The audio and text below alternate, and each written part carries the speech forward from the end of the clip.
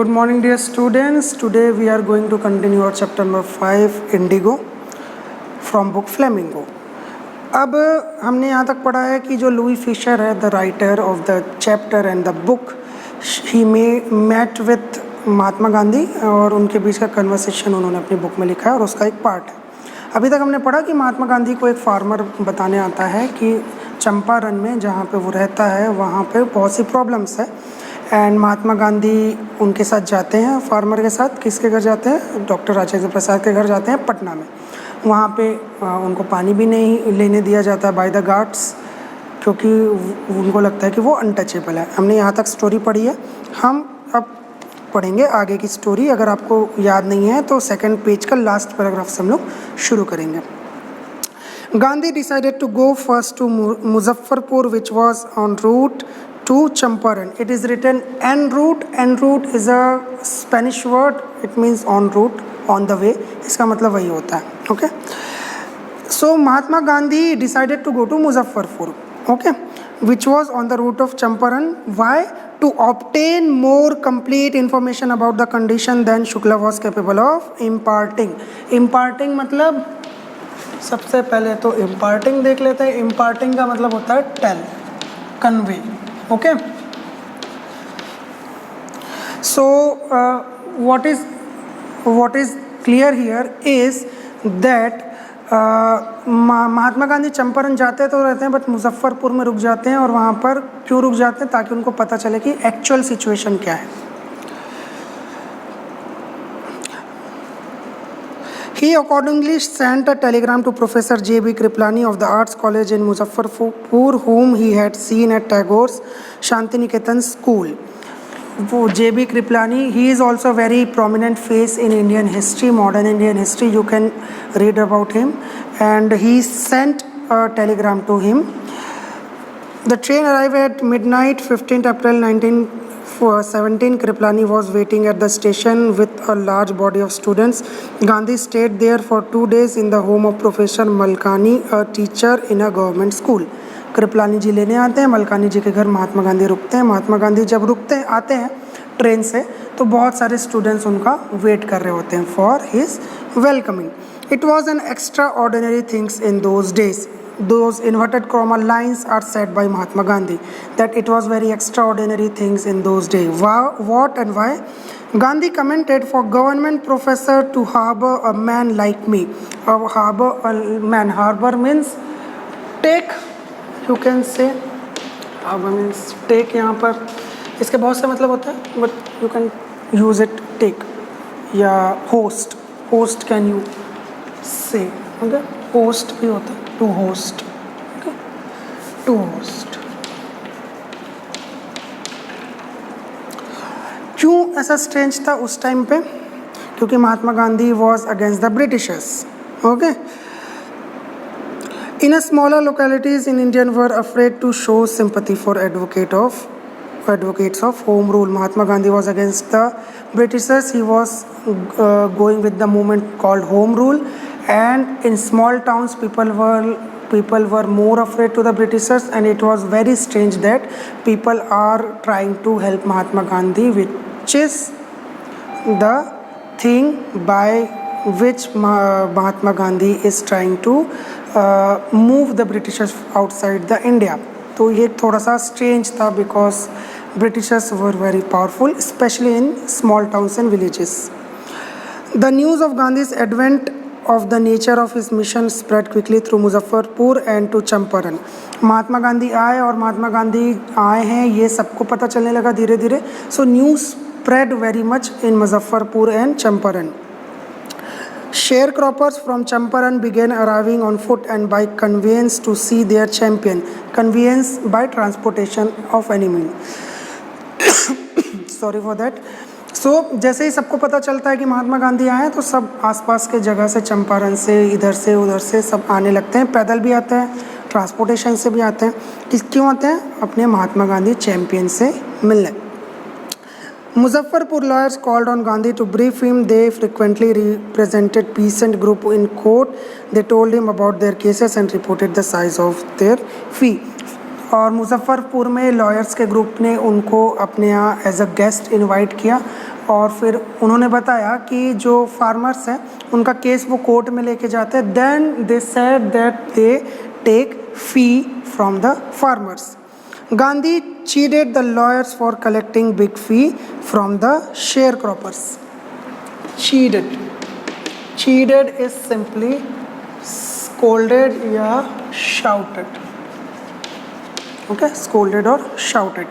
तो महात्मा गांधी डांटते हैं, स्कोल्ड करते हैं लॉयर्स को कि वो ऑलरेडी पुअर कंडीशन में जो फार्मर्स हैं उनसे उन्हीं की प्रॉब्लम के लिए क्यों फीस ले रहे हैं. Okay.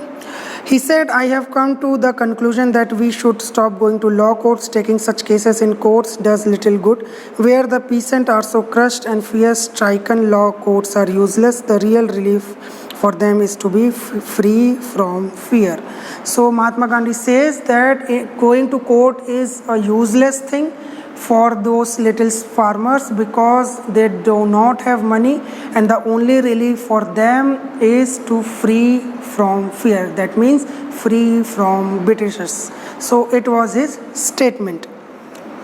Most of the arable land in the Champaran district was divided into large estates owned by Englishmen.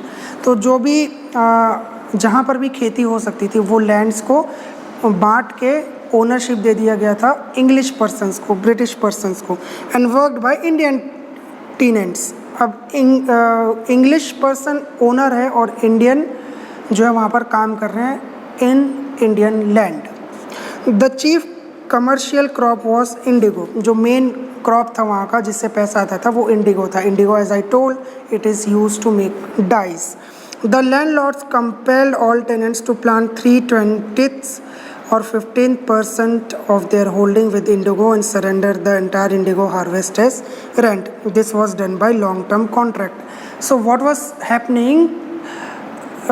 Englishman के पास ज़मीन होती थी जिसमें 15% पे वो ये बोलते थे फार्मर्स को कि आपको इंडिगो ही उगाना है, और पूरा का पूरा इंडिगो आप इंग्लिशमैन को एज अ रेंट देंगे, उसमें से आप कुछ रखेंगे नहीं, because Indigo was very money making crop. तो पूरा का पूरा इंग्लिशमैन रखते थे और जो किसान है उनको कुछ नहीं मिलता था. So it was the main problem. एक तो इंडिगो क्रॉप बनाना, इट वाज वेरी हेक्टिक, उससे सॉइल पर भी इफेक्ट होता था, and then all the hard work use to go to Englishman, not the tenants or the farmer who are working on the ground. Presently, the landlords learned that Germany had developed synthetic indigo. अब इनको ये पता चलता है कि Germany ने synthetic Indigo बनाया जिसको क्रॉप में नहीं उगाना पड़ता है. They thereupon obtained agreements from the sharecroppers to pay them compensation for being released from the 15% arrangement. अब क्या हुआ कि जर्मनी ने ये बना लिया, जर्मनी ने बना लिया हमारा artificial Indigo colour, sorry it was a disturbance, artificial Indigo colour, synthetic Indigo colour. Okay, तो अब क्या होता है कि अब because cropping was more liability for the people, तो वो थोड़ा सा एक्सपेंसिव होता था, तो अब क्रॉप्स की ज़रूरत नहीं थी, तो क्रॉप्स उगाने की ज़रूरत नहीं थी 15% पे, because it was time taking. Synthetic indigo आ गया था. बट इंग्लिश मैन ने क्या किया कि वो 15% जहाँ पर आपको इंडिगो उगा के आपको देना होता था इंग्लिश मैन का, वो फ्री हो गया, इंडिगो नहीं उगाना है, बट उसका भी पैसा इंग्लिश मैन लेते थे बिकॉज वहाँ पर उनको लॉस हो रहा था. तो वहाँ पर इंडिगो उगाना भी नहीं और उनको पैसा भी देना, और वहाँ पर कुछ और उगा भी नहीं सकते, right. The share cropping arrangement was irksome. Irksome means, it is a very good word. It means irritating. Irk means to irritate and irksome means irritating. Okay. To the peasant, and many signed willingly. Those who resisted engaged lawyers. The landlords hired thugs. Meanwhile, the information about synthetic indigo reached the illiterate peasant who had signed, and they wanted their money back. अब क्या हो रहा है कि कुछ लोगों ने तो साइन कर दिया, yes happily, because it was very irritating, बहुत मेहनत लगती उनसे फाइट करने में इंग्लिशमैन से, तो कुछ लोगों ने साइन कर दिया कि ठीक है हम लोग इस अरेंजमेंट के साथ रहेंगे कि हम लोग आपको रेंट देंगे. और कुछ लोगों ने कोर्ट में केसेस फाइल किए which we were talking earlier कि लॉयर्स उनसे फ़ीस लेते थे। पर धीरे धीरे सबको पता चलने लगा कि सिंथेटिक इंडिगो नाम की भी कोई चीज़ आ गई है। तो अब उनको लगने लगा कि इंग्लिशमैन जो है वो उनके साथ चीटिंग कर रहे हैं, बिकॉज अब वो उनको इंडिगो इंग्लिशमैन को नहीं देना है, वहाँ पे कुछ और नहीं उगा पा रहे हैं तो इंडिगो ही उगाना है। बट अब वो जो क्रॉप में इंडिगो आ रहा है उसका बहुत ज़्यादा वैल्यू नहीं बचा बिकॉज सिंथेटिक इंडिगो आ चुका है। तो दे फेल्ट लाइक चीटेड, उनको लगा कि उनके साथ चीटिंग हुई है। तो यहाँ अभी ये समझ में आया कि क्या प्रॉब्लम्स थी उन शेयर क्रॉपर्स के साथ, उन टीनेंट्स के साथ। अब हम लोग आगे की स्टोरी देखेंगे नेक्स्ट क्लास में कि महात्मा गांधी जी इसके बारे में क्या करते हैं। It is very interesting one and it is a very big part of Indian history.